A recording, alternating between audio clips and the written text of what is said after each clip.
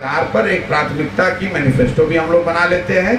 और एक जो इसका तीसरा पहलू है, एक बहुत बड़ी संख्या में लोग अलग अलग तरह के सुझाव शिक्षा के क्षेत्र में, स्वास्थ्य के क्षेत्र में, विकास के क्षेत्र में, रोजगार के क्षेत्र में, कृषि के क्षेत्र में लोग देते हैं। उसको भी हम लोग संकलित करते जा रहे हैं, क्योंकि पदयात्रा का जो तीसरा उद्देश्य है कि जब पदयात्रा खत्म हो तो बिहार के विकास के लिए जो 10 महत्वपूर्ण पहलू हैं, शिक्षा, स्वास्थ्य, कृषि, आर्थिक विकास, ऐसे 10 महत्वपूर्ण क्षेत्रों पे 10 साल का एक विजन डॉक्यूमेंट बनाया जाना है, जिसमें लोगों का इनपुट हो, लोगों के सुझावों को शामिल किया गया हो और उन क्षेत्रों के विशेषज्ञों को उसमें जोड़कर एक 10 साल का विजन डॉक्यूमेंट बनाया जाए, ताकि जनता के साथ ये साझा किया जा सके कि भाई अगर मौका जनसुराज को मिलता है, जनसुराज के पास वो अवसर कभी आता है, तो जनसुराज के लोगों को ये पता होगा कि हर पंचायत में कौन सा काम करना है, उन्हें ये पता होगा कि किन लोगों को साथ में लेकर चलना है, और उन्होंने आपके साथ ये भी बताया हुआ होगा कि बिहार के विकास के लिए जो महत्वपूर्ण 10 क्षेत्र हैं, उन क्षेत्रों में कौन कौन से काम किए जाएंगे और कैसे किए जाएंगे। तो मोटे तौर पे यही अभी तक की जो हम लोग का अनुभव रहा है। 2-3 बातें जो मैंने अनुभव करी है, जैसे लोग ये बताते रहे कि भाई आप पदयात्रा में जाइएगा तो नया आपको क्या पता चलेगा। मैं आपको बता रहा हूँ कि हर दिन कुछ न कुछ सीखने को मिलता है। जो एक सबसे बड़ी मेरी लर्निंग अभी तक रही है, अभी पिछले 12-13 दिन पैदल चलने के बाद, कि गाँव में मैं देख पा रहा हूँ कि काम करने वाले उम्र के जो पुरुष हैं, उनकी संख्या बहुत कम बच गई है।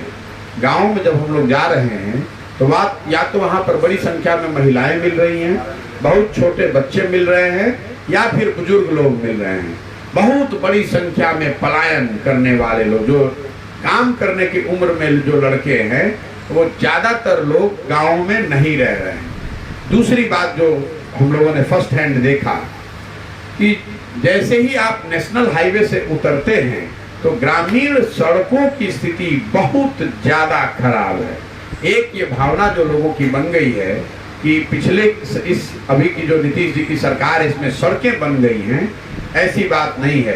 ग्रामीण सड़कों की स्थिति, आप लोग भी पत्रकार होने के नाते इसको देखते होंगे, तो मेरा दूसरा अनुभव ये रहा कि ग्रामीण सड़कों की स्थिति करीब करीब वैसी ही हो गई है जो लालू जी के ज़माने में कभी होती थी।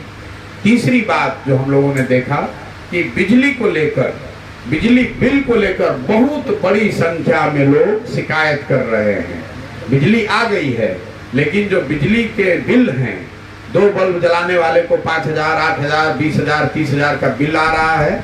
लोगों को उसको लेकर लोग शिकायत अदालत में जाना पड़ता है, और कई महीनों तक दौड़ धूप करने के बाद उनको कुछ राहत मिलती है या कईयों को राहत नहीं मिलती है।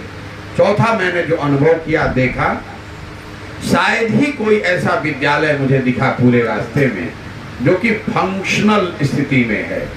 मतलब जो सामान्य एक विद्यालय से आप गुजरते हैं, उच्च विद्यालय है, माध्यमिक विद्यालय है, मिडिल स्कूल है, +2 स्कूल है, क्लास लगी हो, घंटी बज रही हो, प्रेयर हो रहा है, असेंबली हो रहा है, क्लास हो रहा है, ऐसा बहुत कम स्कूलों में हम लोग को देखने को मिल रहा है।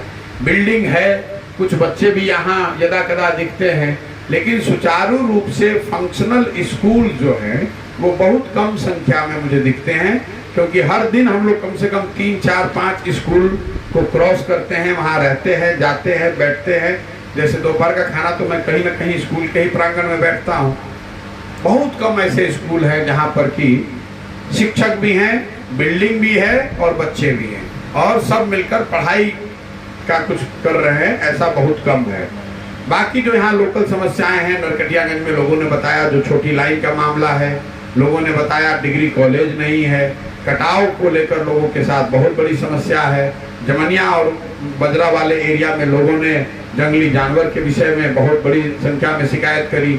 जहाँ हम लोग बैठे हुए हैं मैनाटाड़ एरिया में, लोगों ने यहाँ जो नहर है, नहर में पानी नहीं होने की शिकायत बहुत बड़ी संख्या में लोगों ने, त्रिवेणी नहर में जो पानी नहीं है उसको लेकर लोगों ने बात कही है। जो जनरल बातें हैं मैं उसको कवर नहीं कर रहा हूँ, अफसरशाही को लेकर, भ्रष्टाचार को लेकर, और जो सरकार की योजनाएं हैं जो लोगों तक नहीं पहुंच रही, उसको लेकर तो लोग बताते ही हैं। ये जो क्षेत्रवाद नीचे हम लोग सुन समझ रहे हैं, वो मैं आपसे साझा कर रहा हूँ। इसके अलावा इस क्षेत्र की एक जो बड़ी समस्या बालू और मिट्टी का खनन पे जो रोक है, उसको लेकर और उसके आर्थिक जो इफेक्ट हैं, लोगों के रोजगार पर जो उसका असर पड़ा है। जैसे कई जगह पर लोगों ने बताया कि इंदिरा आवास योजना में जो भ्रष्टाचार है वो तो है ही, लेकिन भ्रष्टाचार के बाद भी जो पैसा लोगों को मिलता है, बालू के नहीं उपलब्ध होने की वजह से लोग इंदिरा आवास में जो पैसा मिल रहा है उससे घर नहीं बना पा रहे हैं, क्योंकि करीब करीब 60 से 70% पैसा उसका बालू में ही लग जाएगा अगर वो सही तरीके से बालू खरीद कर अपना घर बनाने की कोशिश करें। तो इस तरह की सारी समस्याओं से लोग रोज बता रहे हैं। अभी चलना शुरू किया है, कोई बहुत बड़ा दावा मैं नहीं कर सकता हूँ, लेकिन जहाँ भी जा रहे हैं लोग मिल रहे हैं, लोग बात कर रहे हैं। बाकी आपका जो अनुभव है, आपके जो सवाल हैं, आपका उसका स्वागत है। धन्यवाद। बलथर में जो डीजे कांड में भी जो मामला है, उसमें बहुत निर्दोष उसमें फंसे हुए हैं, उस पर क्या कहना है? देखिए, बलथर को अभी जैसे आपने देखा, अभी आए हैं सारे लोग, मुझे बैठे हुए थे बलथर में, और यहाँ पर जो गांव है बगल में, जहाँ पर के आर्यनगर और बलथर के करीब 800 से ज़्यादा परिवार उस पूरी घटना से पीड़ित हैं, या ऐसे समझिए अफेक्टेड है। घटना मार्च में हुई है, जहाँ तक मेरी जानकारी में है। 2 लोगों की मृत्यु हुई है, एक समाज की ओर से और एक समाज का एक व्यक्ति जिसकी दुखद मृत्यु हुई, और एक प्रशासन की ओर से हवलदार की मृत्यु हुई है। दोनों ओर से बहुत टेंशन है। जो लोग मिले हैं मेरे से, आपने अभी सुना भी होगा, मैं उनको यही सुझाव दे रहा हूँ कि जो कुछ भी इसको आगे करना है शांतिपूर्ण तरीके से किया जाए। प्रशासन और ग्रामीणों के बीच में जो अविश्वास का माहौल है, जो डर का माहौल है, सबसे पहले उसको खत्म करने की प्राथमिकता है। हम लोग एक अभी जो मैंने सुझाव दिया है कि जो 700-800 परिवार हैं, जो पीड़ित परिवार हैं, वो एक साथ में मिलकर एक समिति बनाएं। कम से कम कोई 10-8 उसमें से जो लोग भी वो नॉमिनेट करेंगे, वही लोग व्यवस्थित तरीके से, शांतिपूर्ण तरीके से प्रशासन से भी बात करें, और जो लीगल इसमें कार्रवाई हो सकती है उसको भी करें, ताकि प्रशासन और ग्रामीणों के बीच में अविश्वास और डर का जो माहौल है उसको ठीक किया जा सके। और जो दोनों पीड़ित परिवार हैं उस पर निष्पक्ष जांच होनी चाहिए, जो दोषी हैं उनको सजा मिलनी चाहिए। वहीं प्रशासन की तरफ से मतलब कोई घटनाएं होती है तो पुलिस प्रशासन उस पर कोई कार्रवाई नहीं करती है, और पब्लिक का होता है तो उसका तुरंत कार्रवाई शुरू हो जाती है। जहाँ तक आपको हम बता दें, शिकारपुर थाना क्षेत्र का एक मामला है, जहाँ पैसे वसूली को लेकर के, जो शराब में को लेकर के, हफ्ता वसूली को लेकर के वहाँ एक घटना हुआ था, जो आपस में चौकीदार आपस में भिड़ गया था, जहाँ देसी कट्टा भी निकला हुआ था, जो शिकारपुर थाने में भी जब्त किया गया है। उसका कांड संख्या 746 है, उस पर अभी तक गिरफ्तारी नहीं हुई। और वही आम पब्लिक का रहता तब तक उसके लिए नहीं, ठीक बात है। देखिए, ये तो प्रशासन को लेकर जो पब्लिक का अनुभव है वो तो स्वाभाविक है। बिहार में एक जनरल आप सुनते ही हैं कि अफसरशाही का बड़ा दबदबा है। लोगों को ऐसा लगता है कि सरकार अफसर ही चला रहे हैं, और जहाँ पर भी थाने की, पुलिस की बात होती है तो एक एडिशनल लोगों के मन में डर भय होता है। यहाँ पर भी जो देखने से प्रतीत होता है कि जो कुछ भी घटना हुई उसके बाद प्रशासन ने बहुत कड़ाई से, या ऐसे समझिए कि थोड़ा इनसेंसिटिव होकर लोगों से जिस तरह से व्यवहार हुआ है, जो मैं सुन रहा हूँ, जो लोगों ने बताया, मैं खुद गांव में गया था, एक शहीद परिवार की जो महिला है, जो विडो हैं, उन पर पुलिस ने लाठीचार्ज किया है। तो मुझे ऐसा नहीं लगता है कि ये सही है। गैर जरूरी तो जरूर है, पुलिस के अपने रीजन हो सकते हैं, लेकिन आप घर में घुस के गांव में अंधाधुंध लाठीचार्ज करेंगे, परिवार के लोगों को, अलग अलग ग्रामीणों को खींचकर उनके घरों से मारपीट करेंगे, वो तो प्रजातंत्र में संभव नहीं है। लेकिन ये घटना मार्च की है। अब मैं इस पर कोई राजनीति नहीं करना चाहता हूं। मैंने यहाँ भी लोगों को यही बताया कि देखिए, जो भी राजनीति करने वाले लोग हैं वो आएंगे, इसको हवा देंगे, अपनी राजनीति करने की कोशिश करेंगे। मेरा प्रयास ये है कि अगर मेरी बात वो मानते हैं, अगर मानते हैं ग्रामीण, जो उन्होंने कहा है कि वो मानेंगे, तो मेरा प्रयास ये है कि सबसे पहले ग्रामीणों और सरकार, यहाँ जो लोकल प्रशासन है, थाना है, उसके बीच जो अविश्वास और डर का जो माहौल बना हुआ है, पहले उसको सुधारा जाए, रास्ता वहीं से निकलेगा। जो लोग लीगल कार्रवाई का हिस्सा बन गए हैं या लीगल कार्रवाई में फंसे हैं, उनको वैधानिक जो मदद दी जा सकती है, मैंने कल बेलथर के अपने चौक के भाषण में भी कहा है, उनको जो भी कानूनी मदद दी जा सकती है वो मदद दी जाएगी। और तीसरा पहलू ये है कि दोनों ओर से एक एक व्यक्ति की दुखद मृत्यु हुई है, उसका निष्पक्ष जांच होना चाहिए और उस पर कार्रवाई होनी चाहिए। एक हाल में सर जो बाघा प्रखंड में भी आदमखोर बाघ 9 लोगों को भी जान ले चुकी, लेकिन उसमें कुछ ग्रामीणों द्वारा हाथापाई भी हुई थी, जिसको लेकर के 125 लोगों पे नामजद किया गया और 1000 पे आपको अज्ञात भी डाला गया है, लेकिन उसमें 9 लोगों की जान चली गई थी। बगहा के उस घटना की मुझे जानकारी नहीं है, मैं बगहा जाऊंगा तभी उस बात की गंभीरता या उसको सही मायने में समझ पाऊंगा। आदमखोर बाघ की घटना जैसे आप लोगों के माध्यम से हम लोग को भी जानकारी मिली है, मुझे जो जानकारी है कि 2 या 3 दिन पहले उसको मार दिया गया है। स्वाभाविक तौर पे जो लोग उससे हताहत हैं उनको बहुत दुख होगा, लेकिन उस व्यक्तिगत जिस बात की आप बात कर रहे हैं, चर्चा कर रहे हैं, उसकी मुझे कोई जानकारी अभी नहीं है। 25 दिन तक वहाँ रेस्क्यू टीम चला वो बिहार का, लेकिन वहीं नेपाल के जो टीम आया वो 4 घंटे में मार गिराया। भाई मैं तो मतलब बाघों का विशेषज्ञ नहीं हूँ, मैं ये जरूर जानता हूँ कि भाई यहाँ कोई आदमखोर बाघ था जिसकी वजह से लोगों का बड़ा नुकसान हुआ, 9 लोगों की दुखद मृत्यु हुई है, नहीं होनी चाहिए थी। अब वो घटना पीछे है, बाघ को मार दिया गया है, आगे ऐसी घटना की पुनरावृत्ति न हो ऐसा ही प्रयास होना चाहिए। सर अभी तक आपने पद यात्रा का 100 किलोमीटर पार कर चुके हैं, 100 किलोमीटर के प्रेस कॉन्फ्रेंस शायद कर रहे हैं। इन 100 किलोमीटर में जो चंपारण की यात्रा आप जब कर रहे हैं तो 100 किलोमीटर के एरिया में लोगों की मूल समस्या आपके नज़र में क्या निकल के चंपारण?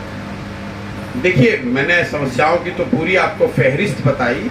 देखिए, मूल समस्या जो एक सरकार के प्रति उदासीनता जो है, अफसरशाही और भ्रष्टाचार, ये बात तो हर जगह आप किसी भी वर्ग से जाकर बात करें, यहाँ तक कि जो लोग सरकार में शामिल हैं, जिन दलों की सरकार अभी है, उन लोगों से भी जब बात होती है तो वो भी ये बात बता रहे हैं कि इस सरकार को लेकर एक धारणा बन गई है कि इस सरकार में अफसरशाही हावी है, भ्रष्टाचार चरम पर है, बिना पैसे के आप कोई काम करा नहीं सकते हैं, और उसी की वजह से कहीं न कहीं सरकार के प्रति अविश्वास वो बहुत बड़े पैमाने पर हम लोग को सुनने देखने को मिल रहा है। लेकिन पूरे बिहार में ऐसा है नहीं है, ये तो जब मैं जैसे जैसे आगे चलूंगा तब बताऊंगा। इसके अलावा मैंने आपको बताया जो जनरल समस्या है, शिक्षा को लेकर, स्वास्थ्य को लेकर, सड़क को लेकर, उसके बाद मैंने आपको ये भी बताया कि पंचायत वाइज या प्रखंड वाइज लोगों ने किन किन समस्याओं के बारे में अभी तक मूलतः बात करी है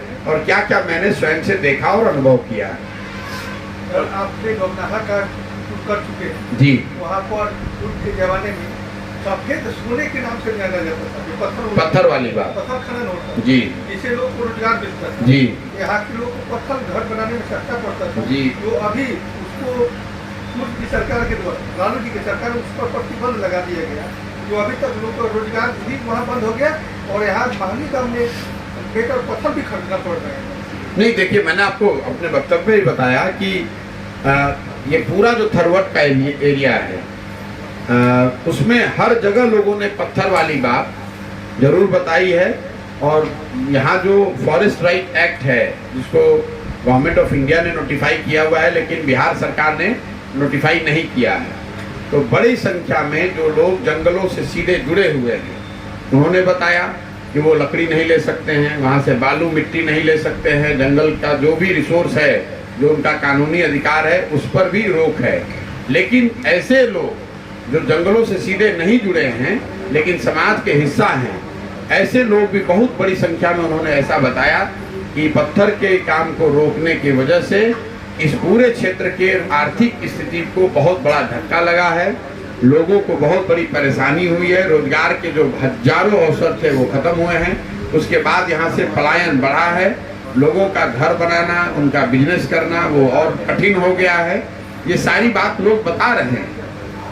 सर, पद यात्रा की शुरुआत आपने चंपारण से ही क्यों की? दूसरी स्थान भी आप चुन सकते हैं। क्या भाई, विशेष- चंपारण से इसलिए करी है कि पूरी जो जन सुराज की परिकल्पना है वो कहीं न कहीं गांधी जी उनकी सोच और उनके बताए हुए मार्गों को मूल में रखकर एक नई राजनीतिक व्यवस्था बनाने को लेकर है।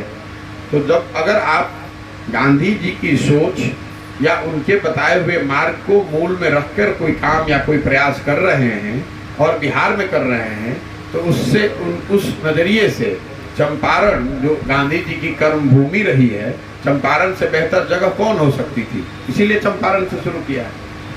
बहुत सारे सर राजनीतिक लोग यहाँ आते हैं चंपारण के, और यहाँ के लोगों की जो उन लोगों की जो सीधापन है, जो उन लोगों की जो अच्छाइयाँ हैं, उसको सर यूज़ करके वोट तो ले लेते हैं, लेकिन चंपारण का विकास आज तक सर नहीं हुआ जो होना चाहिए। कहीं भी नहीं, ये जाते हैं देखे होंगे सर, अभी भी लोग झोपड़पट्टियों में हैं या बहुत गरीबी, बहुत ज्यादा गरीबी, विकास के नाम पे सर वोट तो पाते हैं लेकिन कुछ करते नहीं। बहुत ज्यादा गरीबी है। लेकिन जो बात आप कह रहे हैं कि लोग वोट ले लेते हैं, काम नहीं करते हैं, वो सिर्फ चंपारण के लिए तो है नहीं, पूरे बिहार के लिए है। लोग वोट ले लेते हैं। देखिए, मैं अपने हर मीटिंग्स में भी ये बात कह रहा हूँ, जो नेता कर रहे हैं, दल कर रहे हैं, वो तो उनकी गलती है, ठीक बात है, लेकिन कहीं ना कहीं समाज के स्तर पर भी इस सोच को, इस चीज़ को समझने की ज़रूरत है। ये जो पूरा अभियान है, वोट तो हम मान नहीं रहे हैं, पार्टी हमने बनाया नहीं है, लोगों को यही जाकर बता रहे हैं कि अगर आप जाति के नाम पे, धर्म के नाम पर, झंडे के नाम पर, चेहरे के नाम पर वोट देते रहेंगे तो आपका विकास कैसे संभव है। आपने वोट दे दिया जाति के नाम पे, तो फिर आप स्कूल क्यों ढूंढ रहे हैं। अगर आपने वोट दे दिया हिंदू मुसलमान के नाम पर, तो फिर आप विकास और रोजगार क्यों ढूंढ रहे हैं। लोग बताते हैं कि हमको नेताजी ठग कर चले गए, लेकिन अगर आप यहाँ के विधानसभा और लोकसभा के जो लोग सदस्य चुने हुए हैं, आप देखेंगे तो एक एक आदमी 4-4, 5-5 बार से जीत कर आ रहा है। तो ऐसा तो है नहीं, कोई आपको एक बार ठग सकता है, 2 बार ठग सकता है, 3 बार ठग सकता है। अगर आप 5 बार किसी के द्वारा ठगे जा रहे हैं, तो कहीं ना कहीं आप भी उसमें सहभागी हैं, दोषी हो या ना हो। आपके जो दोनों लोकसभा के प्रत्याशी हैं, ये और इनके पिताजी लोगों का अगर आप दौर देख लीजिएगा, तो 25-30 साल से यही लोग चुनाव जीत कर आ रहे हैं। तो ये सिर्फ कह देना कि उन्होंने धोखा दे के वोट ले लिया, वो पूरी सच्चाई नहीं है। वो जो कर रहे हैं वो कर रहे हैं, लेकिन कहीं ना कहीं समाज में भी ये चेतना आनी चाहिए कि जो व्यक्ति काम नहीं कर रहा है या आपकी अपेक्षाओं पर खरा नहीं उतर रहा है, अगर आप उसको लगातार वोट करते रहेंगे तो स्थिति कैसे बदलेगी, नहीं बदलेगी। सर, आप पर जिस तरह से लगातार हमले भी हो रहे हैं, आप पर पर्सनली अटैक भी हो रहा है, आप पर आरोप भी लगाया जा रहा है कि इतना पद यात्रा हो रहा है, कौन क्या दे रहा है, क्या ले रहा है। सर, आप पर जो आरोप लगे उसको कैसे आप देख रहे हैं। भाई देखिए, कौन क्या आरोप लगा रहा है इससे कोई मतलब है नहीं। अगर आपका तात्पर्य इस बात से है कि पदयात्रा को करने के में जो रिसोर्स लग रहा है, जो पैसे लग रहे हैं, वो कहाँ से आ रहे हैं। मैंने इस बात को 100 बार पहले भी बताया है कि पदयात्रा को करने, मैं 10 साल, मैं कोई मंत्री विधायक हूँ नहीं, मैं यहाँ कोई अफसर था नहीं, तो चोरी का तो सवाल ही नहीं है। मैं, पूरी दुनिया जानती है कि 10 साल तक मैंने राजनीतिक तौर पे 10 साल में बहुत देश के अलग अलग हिस्सों में मैंने काम किया है। मैंने आज तक किसी से कोई फीस नहीं ली। अब जब मैंने बिहार में प्रयास किया है, तो जिन लोगों को भी पिछले 10 साल में, जिन पार्टियों को, जिन नेताओं को मैंने मदद की, जो आज वहाँ सत्ता में हैं या वहाँ अपने राज्यों में बड़े दल हैं, जिन लोगों को मैंने मदद पास्ट में की है, उनसे मैं कह रहा हूँ कि भाई मैं यहाँ बिहार में प्रयास कर रहा हूँ, इसमें आप हमारी मदद कीजिए। तो अगर आपकी बिहार में सरकार है, जदयू का आप एग्जाम्पल ले लीजिए, आज तक जदयू 25 साल की पार्टी है, बिहार जीत नहीं सकी। आधे सूधे यहाँ सरकार में हैं 17 साल से। अगर वो अपनी पार्टी चलाने के लिए, आधी लंगड़ी सरकार अपनी पार्टी चलाने के लिए रिसोर्स का जुगाड़ कर सकते हैं, तो हमारे मदद से तो आज देश में 6 चीफ मिनिस्टर हैं, पूरे राज्य चला रहे हैं, तो हमको उतनी मदद वो नहीं करेंगे, बिल्कुल करेंगे। इसके आगे की जो बात है, अगर पार्टी बनेगी, अगर चुनाव लड़ेंगे, तो मैंने उसके लिए बताया है कि जो रिसोर्स की, जो पैसे की ज़रूरत है, वो समाज से ही पैसा लिया जाएगा। मैं क्राउड फंडिंग का भारत में सबसे बड़ा प्लेटफॉर्म खड़ा करने जा रहा हूँ। 1 महीने के अंदर, या ऐसा आप समझ लीजिए कि नवंबर के आसपास इस प्रक्रिया को शुरू किया जाएगा, उस योजना को लागू करेंगे, ताकि बिहार का आदमी, जो कोई भी बाहर है, अगर 100 रुपया भी देना चाहे तो टेक्नोलॉजी के माध्यम से सीधा बैंकों से पैसा वो दे सकता है। आप देखेंगे कि बहुत बड़ी संख्या में, लाखों की संख्या में लोगों को इससे मैं जोड़ूंगा और उन्हीं के दिए हुए योगदान से, आर्थिक योगदान से आगे की बात की जाएगी। लेकिन ये जो पदयात्रा का खर्च है, ये पहली बात कि बहुत बड़ा खर्च नहीं है चुनाव के नजरिए से। और मैंने 10 साल काम किया है, 6 राज्यों में जो लोग सरकार चला रहे हैं उनके सरकार में आने में मैंने कंधा लगाया है। ये थोड़ी बहुत मदद भी लोग करेंगे तो ये काम हो जाएगा। सर आपने बता रहा है कि ना हमको नेता बन रहे हो रही है मजदूरों की, इसके पीछे आप किसको दोषी मानते हैं? देखिए, पलायन की जो स्थिति है, मैं हर मीटिंग में कहता हूँ, सीधा सीधा सरकार दोषी है। इसलिए दोषी है कि पलायन, अगर आप बिजनेस करने जाते हैं, कहीं फैक्ट्री लगाने जाते हैं, बाहर कोई बड़ी नौकरी करने जाते हैं तो उस पलायन में कोई दिक्कत नहीं है। लेकिन बिहार से जो बाहर लड़के जा रहे हैं वो तो 10 से 15 हजार रुपया, 20 हजार रुपये की मजदूरी करने जा रहे हैं। वो क्यों जा रहे हैं? आप यहाँ चंपारण में बैठे हुए हैं, यहाँ गुजरात से तो कोई मजदूरी करने नहीं आ रहा है, तमिलनाडु पंजाब से कोई मजदूरी करने नहीं आ रहा है। क्यों नहीं आ रहा है? उन राज्यों में भी भ्रष्टाचार है, वो राज्य भी इसी संविधान के दायरे में चल रहे हैं जिस संविधान से बिहार में व्यवस्था चल रही है। ऐसा इसलिए है कि उन राज्यों में भी गरीबी है, वहाँ भी भ्रष्टाचार है, लेकिन वहाँ की सरकारों ने इतनी व्यवस्था जरूर कर दी है कि 10, 15, 20 हजार रुपए की मजदूरी के लिए आपको अपना परिवार, अपना गांव छोड़कर दूसरे राज्य में नहीं जाना पड़ता है। बाकी अगर उससे ज्यादा कुछ चाहते हैं तो आप जा सकते हैं। बिहार में कहीं ना कहीं वो व्यवस्था पिछले 30-40 साल में बनी नहीं है। पूरे इतने बड़े बड़े जो जिले हैं, 40 लाख 45 लाख के पॉपुलेशन पे 1-2 भी फैक्ट्री यहाँ पर उद्योग नहीं है जो कृषि पर लोग आधारित हैं। देखिए, मैं जो घूम रहा हूँ, इतनी मजबूत कृषि मैंने बहुत कम जगह में आपको बिहार में दिखेगी। 1-1 इंच में ईख या धान की खेती हुई है, कोई खेत खाली नहीं है। इसके बावजूद इतनी गरीबी क्यों है? जो मैं लोगों से पूछ रहा हूँ, जो समझ पाया हूँ, उसकी 2 वजह है। एक तो जो खेती कर रहे हैं वो खेती उनके लिए लाभदायक नहीं है। उनका जो लागत कॉस्ट है वो इतना ज्यादा है। अगर आप 277 का यूरिया 700 रुपए में खरीदेंगे तो स्वाभाविक तौर पे आपका लागत बहुत बढ़ जाएगा।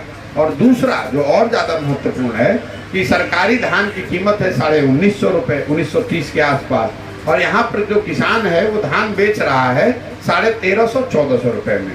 तो आप ये बताइए कि आप 3 गुना ज्यादा दाम में खाद खरीद रहे हैं और 30 से 40% कम दाम में अपना धान बेच रहे हैं, तो आपको उस खेती से फायदा कैसे होगा?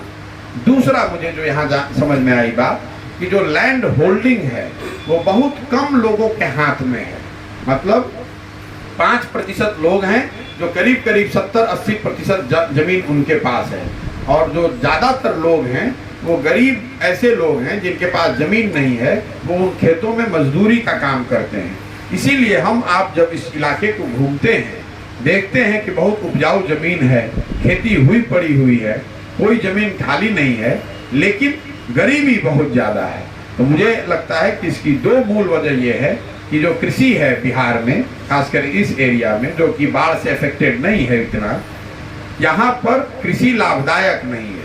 कुछ लोग जो बड़े पैमाने पर ईख की खेती कर रहे हैं वो कुछ पैसा कमा रहे हैं, अदरवाइज जो धान की खेती कर रहा है उसको कोई बहुत बचत नहीं है।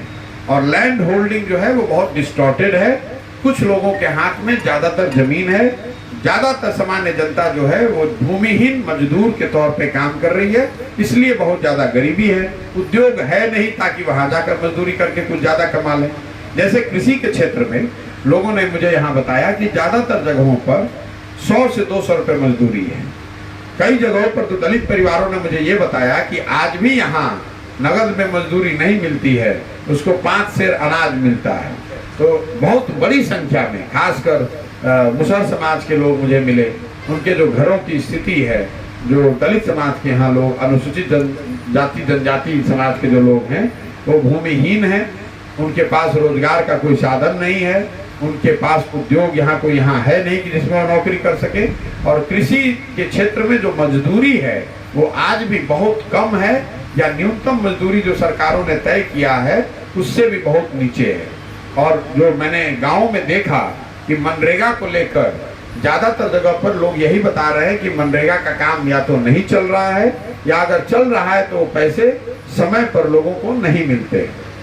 आखिर उन लोगों की समस्या दूर कब होगी, कैसे होगी? लोगों की समस्या दूर कैसे होगी, यही बात तो बताने निकले हैं। लोगों की समस्या दूर तब होगी जब व्यवस्था का परिवर्तन होगा, और व्यवस्था का परिवर्तन तब होगा जब सत्ता का परिवर्तन सही लोगों के साथ में होगा।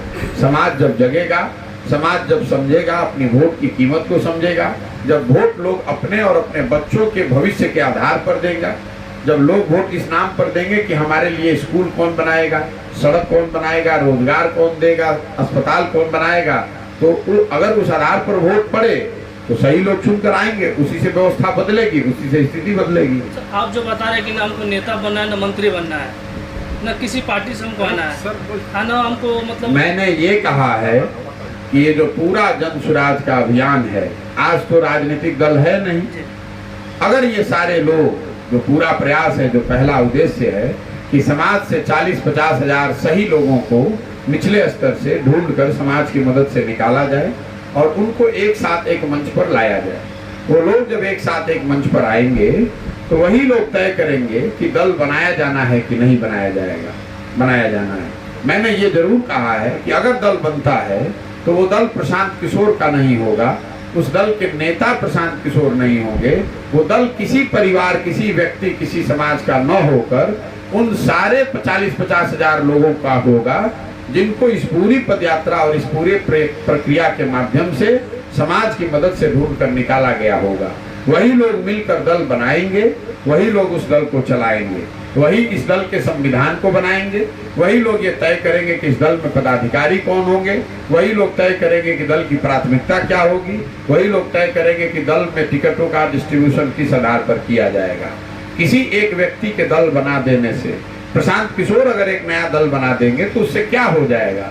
पहले से दल बने हुए हैं, एक दल मैं भी बना दूंगा, उससे क्या बदल जाएगा? उससे कुछ नहीं बदलने वाला है। जब तक समाज नहीं जगेगा, जब तक लोग अपनी बात, अपने अधिकारों के लिए सजग नहीं होंगे, खड़े नहीं होंगे, तब तक आप बिहार को बदल नहीं सकते हैं। मुझे मालूम है कि आप लोगों को ऐसी, कई लोगों को ऐसा लग सकता है ये तो सारा आप पोएट्री कर रहे हैं, ये समाज में हो नहीं सकता है, लेकिन आप बिल्कुल देख रहे हैं, आप पत्रकार हैं, आप 10 दिन मैंने पैदल चला है, मैंने कोई रैली नहीं की, कोई धरना नहीं किया, कोई हंगामा नहीं किया, कुछ गाँव में गए हैं और कुछ 100 लोगों के साथ चल रहे हैं। ऐसा भी नहीं है कि 10-20-50 हजार लोगों को लेकर चल रहे हैं। एक गांव से जब मैं निकलता हूं तो मैं पीछे के गांव वाले को कहता हूं कि भाई आप वापस चले जाइए। हम ये संख्या की ताकत दिखाने का जरिया ही नहीं है। फिर भी आप देख रहे हैं कि इतनी चर्चा क्यों चल रही है। जितने पत्रकार बंधु हैं, आप ही आते हैं, बताते हैं भैया बहुत चर्चा चल रही है, आपको भी दिखता होगा। तो क्यों चल रही है चर्चा? आप देख रहे हैं, मुझे कोई धर्म के आधार पे, वर्ग के आधार पर, जाति के आधार पर कोई भेदभाव कोई नहीं कर रहा है। मैं जिस समाज के भी गांव में जा रहा हूं या समाज में रहने वाले हर वर्ग के लोग आ रहे हैं मेरे से मिलने। मैं तो कोई मंत्री विधायक हूं नहीं। कल मैं रात में यहाँ पहुंचा हूँ 10 बजे, रात में 1 बजे तक लोग यहाँ पर घेरे हुए थे। मेरी क्षमता क्या है? मैं तो मुखिया भी नहीं हूँ, सरपंच भी नहीं हूँ, मेरे पास कोई अधिकार नहीं है। फिर भी लोग क्यों आ रहे हैं? यहाँ पर झगड़ा इस बात के लिए चल रहा था कल कि भैया यहाँ चलिए कि हमारा गांव मत छोड़िए। लोगों को ये लग रहा है कि हम उनके गांव चले जाएंगे तो उससे उनकी स्थिति सुधर जाएगी। सच्चाई तो ये है कि उस गांव में जाकर मैं अधिक से अधिक उनसे संवेदना कर सकता हूँ, उनसे सहानुभूति रख सकता हूँ, उन चीजों को देख और समझ सकता हूँ। अभी मेरे पास कोई ऐसा अधिकार तो है नहीं कि मैं गाँव की स्थिति सुधार दूँ। फिर भी हर गाँव का आदमी आकर ये कह रहा है कि भैया एक बार हमारे गाँव जरूर आइए। तो ये इस पूरे आंदोलन की या इस पूरे प्रयास की जो ताकत है वो तो आपके सामने है। आप उसको देखिए, जांचिए, परखिए और देखिए कि इसका असर हो रहा है कि नहीं हो रहा है।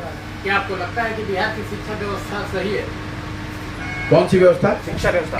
भाई शिक्षा, मुझे तो ऐसा लगता है कि बिहार की पूरी व्यवस्था ही ध्वस्त है, उसमें शिक्षा सबसे ऊपर है। मैंने अपने वक्तव्य में ही बताया कि अभी जो 112 दिन से मैं चल रहा हूँ, मुझे एक भी जगह एक ऐसा स्कूल नहीं मिला, प्राइमरी स्कूल या मिडिल स्कूल या अपर प्राइमरी या +2 वाले स्कूल, जहाँ पर कि बिल्डिंग, शिक्षक और विद्यार्थी तीनों एक साथ हो और फंक्शनल तरीके से काम कर रहे हैं।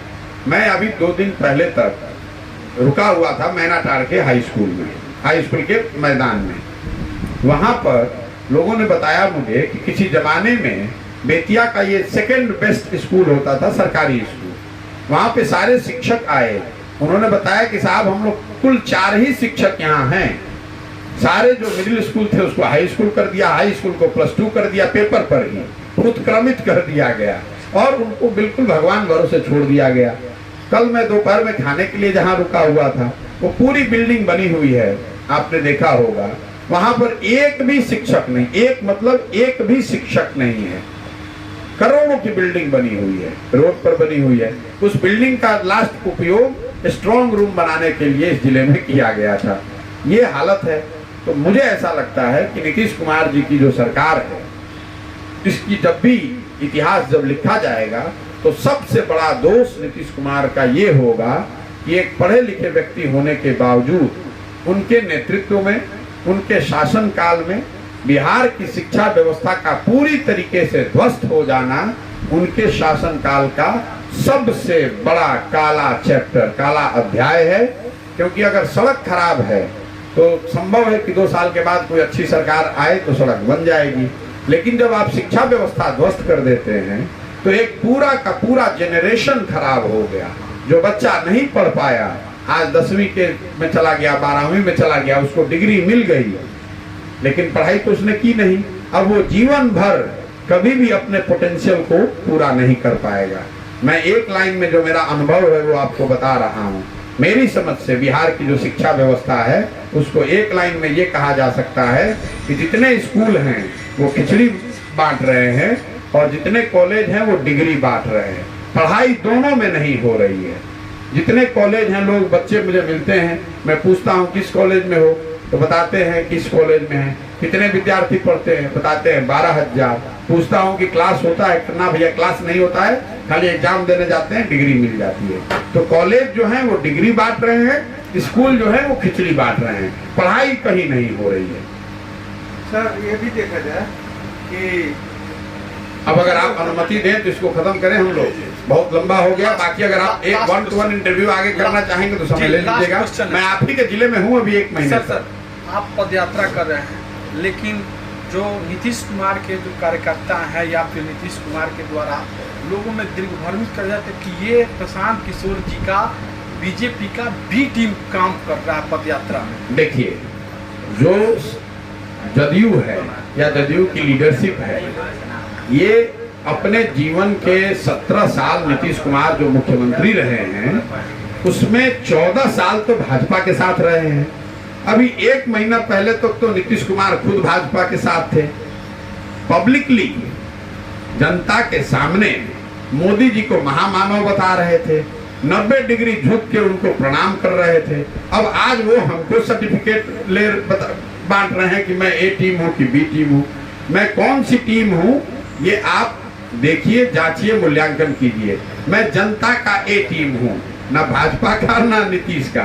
नीतीश कुमार कह रहे हैं कि भाजपा मुझे पैसा दे रही है, भाजपा वाले कह रहे हैं कि नीतीश कुमार मुझे पैसा दे रहे हैं। कुछ ऐसे भी लोग हैं जो बता रहे हैं कि कांग्रेस इनको पैसा दे रही है। तो भाई पहले वो आपस में तय कर ले कि मैं किसकी बी टीम हूँ। मैं समझता हूँ कि मैं यहाँ जनता की का बी टीम हूँ, जनता ए टीम है, मैं उनकी बी टीम हूँ, और बाकी जो जहाँ है वो अपना सोच ले। मैंने दल बनाया नहीं। आप ये समझिए कि जब मैं कुछ कर ही नहीं रहा हूँ, मेरे करने का कुछ असर ही नहीं हो रहा है, तो इतनी अब छटपटाहट क्यों है? भाई कोई आदमी गांव में चल रहा है, उसको चलने दीजिए। आपको इतनी छटपटाहट क्यों हो रही है? छटपटाहट इसलिए हो रही है कि उनको भी पता है कि नीचे है कुछ नहीं। हवा हवाई पर ये पूरा सुशासन बाबू का आपने ढोंग बना रखा है। नीचे से जनता खड़ी हो जाएगी, कुछ नहीं बचेगा।